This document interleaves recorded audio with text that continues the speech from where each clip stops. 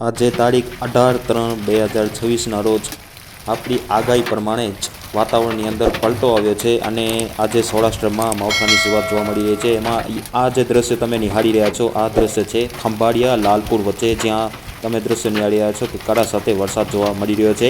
તો એની સાથે સાથે આપણે અલગ અલગ 3 વિડીયો લઈને આવ્યા છે। આ વિડીયોમાં તો 3 અલગ અલગ જગ્યાના દ્રશ્યો છે। આ છે ખંભાળિયા લાલપુર વચ્ચેના દ્રશ્યો છે જે તમે નિહાળી રહ્યા છો અને આ દ્રશ્યો છે લાલપુરમાં, લાલપુર મતલબ કે લાલપુર તાલુકામાં કરા સાથે વરસાદની એન્ટ્રી જોવા મળી છે। આ પણ તમે દ્રશ્ય નિહાળી રહ્યા છો, જે આપણે તમે વરસાદની સ્પીડ પણ જોઈ શકો છો કે વરસાદની સ્પીડ છે અને ત્યાં ગાજવીજનું પ્રમાણ પણ જોવા મળી રહ્યું છે આપણી આગાહી પ્રમાણે।